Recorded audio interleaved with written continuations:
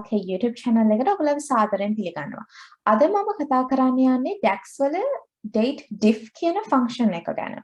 මේ function එක use කරන්නේ අපි හිතමු අපිට dates දෙකක් තියෙනවා කියලා. ඒ dates දෙක අතර වෙනස, ඒ කියන්නේ duration එක කොච්චරක් දවස් මේ dates දෙක අතර තියෙනවද කියලා හොයාගන්න අපිට මේ date diff කියන function එක use කරන්න පුළුවන්. ඔයගොල්ලෝ SQL එක වැඩ කරන කෙනෙක් නම් ඔයගොල්ලෝ date diff function එක ගැන දැනගෙන ඉන්නත් පුළුවන්. ඉතින් මේ date diff function එක limit වෙන්නේ නැහැ දවස් වලට විතරක්. ඒක අපිට පුළුවන් hours වලට, minutes වලට, seconds වලට එහෙම එක එක විදිහට අපිට ඒ දෙක අතර ඒ දවස් දෙක අතර තියෙන වෙනස හොයන්න පුළුවන්.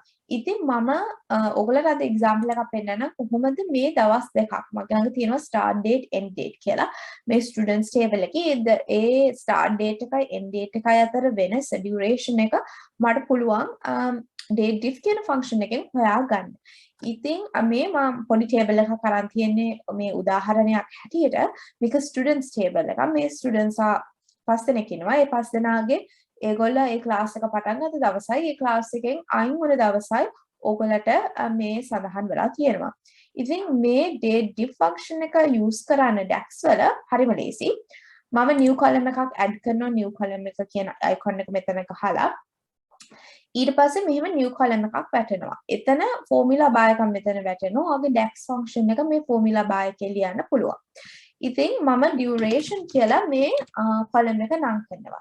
ඊට පස්සේ මම මේ Dax function එකේ හරිම ලේසි operator එක date diff. So date diff මෙහෙම තමයි එක එන්නේ.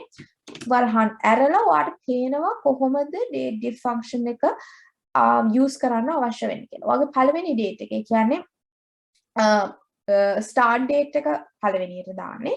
ඊට පස්සේ දෙවෙනි date එක date 2 කියන එක අන්තිම දවස දාන්නේ. ඒ දෙක අතර වෙනස ඔයාට අවශ්‍ය interval type එකෙන් ඔයාට සඳහන් කරන්න පුළුවන්. මම ඔයාලට උදාහරණයක් විදිහට පෙන්නන්නම් මේක. ඒක start date කියන එක තමයි මට ඕනේ. මේ start date කියන column එකේ ඉන්නේ මට ඕනේ.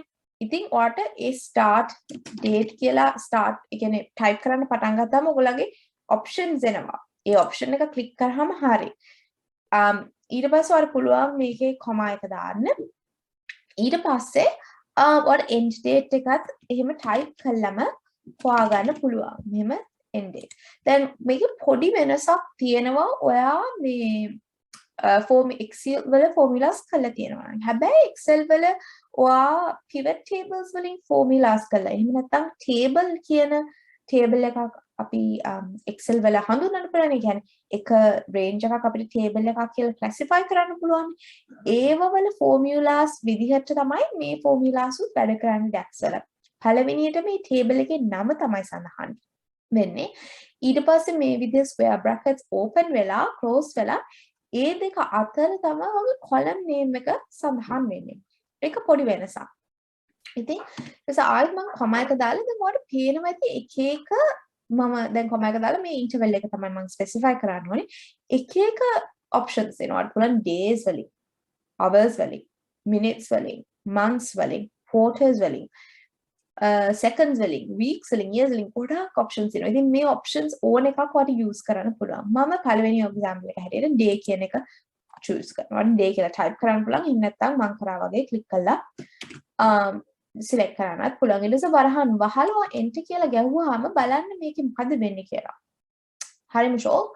මේකේ වෙන්නේ ඔයාගේ ඒ දවස් දෙක අතර වෙනස ඔයාට days වලින් ගහලා තියෙනවා. දැන් මේ February the 1st 2021 ඉඳන් 19 March 2022 අතර 411 days තියෙනවා. දැන් ඔයාලට පේනවද කොහොමද ඒක වෙන්නේ කියලා. ඉතින් මම පොඩි දෙයක් කරන මෙතන මම මේ column එක rename කරනවා days වලට.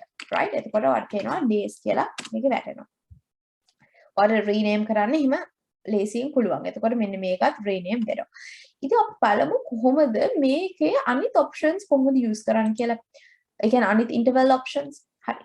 ඊට පස්සේ මම ඒකත් duration අපි බලමු පොඩි නිකන් experiment එකක් හැටියට මේක hours වලින් කොහොමද දෙන්නේ කියලා.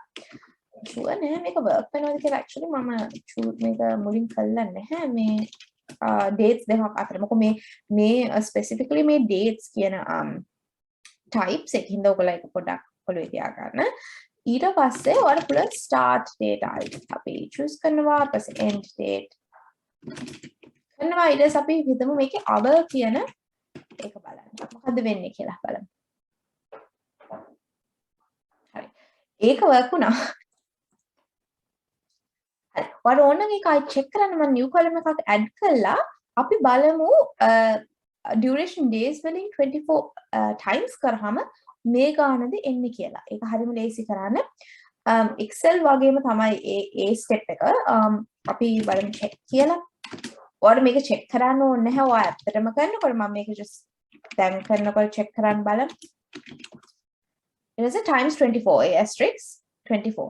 එතකොට මේවා match වෙනවා. ඒ කියන්නේ මේ hours වලටත් මේ දවස් දෙකක් අතර work වෙනවා.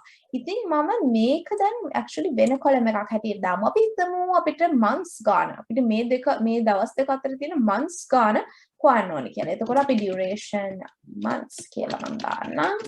ඊට පස්සේ again date diff. ඊට පස්සේ date 1 එක තමයි අපේ start date එක. ඊට පස්සේ අපි end date එක දානවා. sorry. හරි ඊට පස්සේ අපි month කියන එක select කරාම මොකද්ද වැටෙන්නේ? දැන් ඔයාට මේ දෙක අතර තියෙන months ගාන whole number එකක් හැටියට තමයි පෙන්නලා තියෙන්නේ. ඉතින් මම හිතන්නේ මේ tutorial එක ගොඩක් උදව් වෙන්න ඇති මේ ඕගොල්ලගේ ඔළුව. ඒ කියන්නේ ඕගොල්ලට වටහා ගන්න මොකද්ද මේ date diff function එකේ එකකින් වෙන use එක ගොඩක් useful function එකක් මම නම් හිතන්නේ. ඉතින් ඕගොල්ලට එක එක අවස්ථාවල මේ interval එක අනුව එක එක වෙනස් විදිහට ඕගොල්ලගේ මේ function එක use කරන්න පුළුවන්. ඉතින් තවත් වීඩියෝ එකකින් අපි හමු වෙනකම් ඕගොල්ලෝ හැමෝටම සුබ දවසක්.